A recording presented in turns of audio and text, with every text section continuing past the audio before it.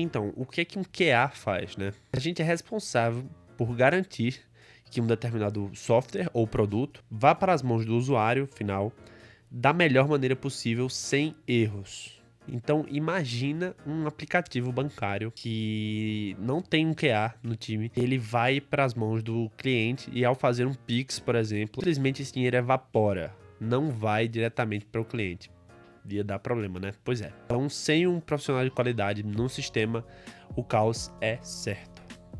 Então, isso aí que tá aparecendo na tela, e eu vou olhar um pouquinho para cá, porque eu tô vendo a imagem, é o ciclo de vida de desenvolvimento de software, o SDLC, Software Development Life Cycle.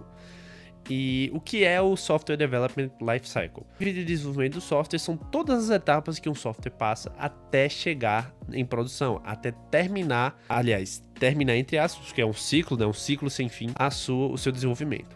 Então, o QA, ele começa desde o planejamento em muitas empresas que abordam a metodologia Shift Left. Ele começa desde o planejamento até a parte de testes e integração. A manutenção fica a cargo dos desenvolvedores, o QA também vai testar na manutenção, porém, digamos que ele não tem tanto papel na manutenção, porque você, como QA, você pode desenvolver testes automatizados que irão fazer isso para você, né? Ficar checando se o sistema está... se os testes que você fez anteriormente estão sendo bem... estão passando e garantindo que o sistema está em acordo.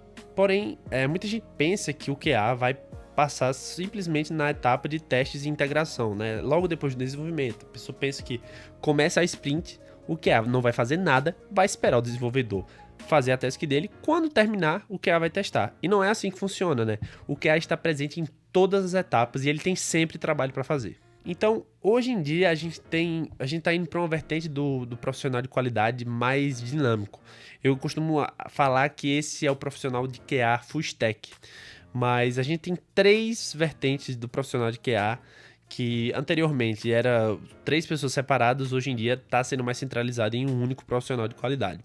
E são elas: automação, testes manuais e performance. O QA manual, ele vai testar tudo na mão, ou seja, se tem uma tela, ele vai clicar na tela com o mouse dele, vai ver se está funcionando, vai tirar print, vai gravar um vídeo do software funcionando e vai anexar essas evidências nos seus testes. Esse é o papel do QA manual. Ele vai testar manualmente, como se fosse um usuário normal, para garantir que o produto está nas conformidades.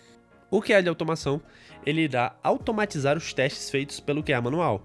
Ele vai ver o que pode ser automatizado, não é todas as coisas, e vai fazer o script de automação para que os testes que antes eram manuais sejam automatizados, garantindo assim maior velocidade nos testes e menos dor de cabeça para o squad. E o teste de performance, como o nome já diz, vai tratar da performance do produto, ou seja, vamos supor, eu tenho um e-commerce de tênis, e nesse meu e-commerce eu preciso garantir que todos os usuários tem uma performance boa no aplicativo, porque ninguém merece mexer em alguma loja que está travando. Então o teste de performance vai garantir que isso não vai acontecer com nenhum usuário. Porém, cara, como eu falei, hoje em dia o mercado está querendo profissionais full stack na área de QA, que fazem teste de performance, fazem automação de testes e testes manuais da mesma maneira. Ou seja, eles precisam ser versáteis e precisam atender todas as demandas que aparecerem. Então é importante você saber essas 3 vertentes para se tornar um profissional mais capaz e para se tornar um profissional completo, né, cara? Agora a gente vai falar sobre os tipos de teste. Os tipos de teste é uma coisa que todo QA tem que saber na ponta da língua o que são. Ao todo são 7 tipos de teste, certo? E eu vou falar todos eles aqui agora e vou explicar o que é cada um deles. Então, teste unitário é o primeiro teste, é o primeiro tipo de teste e geralmente ele não é feito pelo QA. Tem empresa que delega isso ao QA? Tem, mas o teste unitário não é feito pelos QA, geralmente é pelo time de desenvolvimento. O que é o teste unitário? O teste unitário é a menor parte do teste. Ele vai testar o código do desenvolvedor. Ou seja, se no meu código eu tenho, vamos supor, atualizar saldo, um método atualizar saldo numa classe conta, por exemplo, eu vou fazer o teste unitário daquele método para garantir que ele está funcionando da maneira correta, que está recebendo dado e que o dado está sendo tratado da melhor maneira. Então, o teste unitário geralmente é feito pelo desenvolvedor. Testes manuais. Testes manuais, como eu falei anteriormente, são testes que são feitos pelo QA manualmente, ou seja, ele precisa manualmente fazer aquelas ações e repetir aquelas ações de maneira que até o problema ser resolvido ou até o passar no teste, certo? Testes automatizados. Testes automatizados são 3 tipos de testes automatizados. Automação back-end, automação front-end e automação mobile. São esses 3 tipos de automação de testes. E, como eu falei anteriormente, você automatiza os testes manuais feitos anteriormente. Testes de integração. Testam a integração do sistema, ou seja, se A e B, sistema A e sistema B, estão conversando entre si da maneira correta e esperada. Quinto, testes de regressão. Geralmente, os testes que são feitos automatizados são o teste de regressão, porque são testes que você irá precisar repetir mais de uma vez. Todo teste que você repete mais de uma vez é um teste de regressão. Então, geralmente, quando você tem um sistema, vamos supor, eu tenho a feature de carrinho na minha loja, no meu e-commerce. Caso eu tenha que alterar esse carrinho, vai ser necessário rodar um teste de regressão, confirmando que essa alteração não afetou as funcionalidades anteriores do carrinho. Então, você faz a automação desse teste de regressão. Se não fizer a automação, você vai testar manualmente, novamente, o mesmo teste, para garantir que está funcionando tudo ok. Testes de performance. Testes de performance, como eu falei anteriormente, testam a performance do site, da API ou de qualquer sistema que você precise testar a performance, né? E uma das vertentes do teste de performance é o teste de estresse, que é basicamente o seguinte: vamos supor que eu tenho um serviço que vai ter 500 mil pessoas acessando ao mesmo tempo. Eu sei, parece muita coisa, mas, por exemplo, o YouTube ou o TikTok tem esse número de usuários diariamente, né? Inclusive bem mais. Então, eu vou precisar fazer o teste de estresse, eu vou precisar estressar o sistema, eu vou precisar fazer 500 mil requisições por segundo para ver se o sistema vai aguentar. Então, é uma parte muito importante e você precisa realmente fazer esse teste de estresse. E tem alguns provedores de sites, eu não sei o nome especificamente das ferramentas, porque, como eu disse, eu sou um QA, não sou desenvolvedor, que também fazem esse benchmark para você. Porém, os QAs também têm um papel importante, inclusive o JMeter, que é uma das ferramentas de teste de performance, tem essas funcionalidades, teste de estresse e teste de performance. Agora, vamos falar sobre a parte que todo mundo quer saber. Automação de testes. É realmente necessário aprender? Porque tem muitas vagas no mercado que não requerem que você seja um QA de automação. Você não precisa fazer automação, você não precisa saber programar. Mas será mesmo que você não precisa, cara? Porque, olha só, todas as vagas que eu recebo, todas as vagas que eu já vi, que eu já me candidatei, todas pediam automação de testes. Eu acho que é um pré-requisito e eu acho que quem não aprender a automação de testes vai ficar para trás no futuro próximo. E já tá ficando, na verdade. Então, assim, se você quer entrar na área e fala assim, Pedro, eu quero entrar, eu tenho que entrar, eu preciso entrar agora e eu não sei programar, mas eu gostei muito da área de qualidade e eu quero entrar.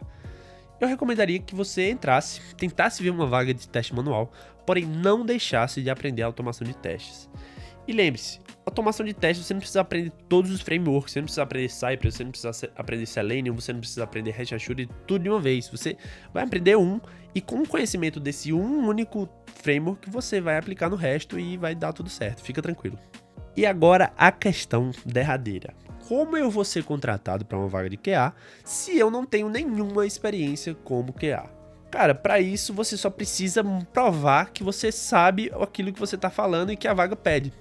Né? Eu sei que é complicado você conseguir uma entrevista de emprego sem ter nenhum projeto, sem ter tendo um currículo vazio. Por isso que é importante o networking.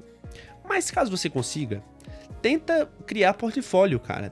Tenta testar sites que já existem ou sites que são sites mocks, né, que a gente fala, que são sites que não necessariamente são feitos para funcionar de verdade, e sim para pessoas testar.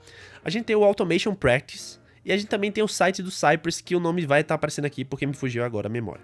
Então, esses dois sites você pode testar automação front-end, por exemplo. E também tem muitas APIs públicas que, se você souber usar Postman, você consegue elaborar casos de testes e testar elas. Outra coisa é que pessoas que estão abrindo negócios agora, que tem software, ou SaaS, microsites, essas coisas, esse pessoal, eles precisam de um QA. Então, cara, oferece teu serviço, fala assim, cara, eu sou estudante de QA, eu tô aqui para aprender, E eu gostaria de saber se você deseja um QA na sua equipe. Eu não vou cobrar nada, eu só quero para construir portfólio. Porque é um serviço que está em produção, é um serviço que todo mundo pode acessar e vai ter seu dedo lá. Então, assim, é uma boa entrada para um portfólio como QA. Outra coisa que eu falo, cara, é aprenda toda a teoria e poste no LinkedIn, crie um canal no YouTube, como eu fiz, escreva artigos, entendeu? Participe de comunidades. O pessoal da área de qualidade é um pessoal muito receptivo. Então, assim, cara, pessoas pra te ensinar e pra te ajudar não vai faltar. Inclusive, se você não me segue no LinkedIn, siga-me no LinkedIn, o link tá na descrição. Eu posto toda semana lá, tô sempre interagindo com o pessoal e sempre tirando dúvida. Então, por favor, me siga no LinkedIn. É isso, cara. Eu espero que tenha ficado claro. Caso você tenha alguma dúvida, por favor, deixa aí nos comentários ou vou lá no LinkedIn e fala comigo.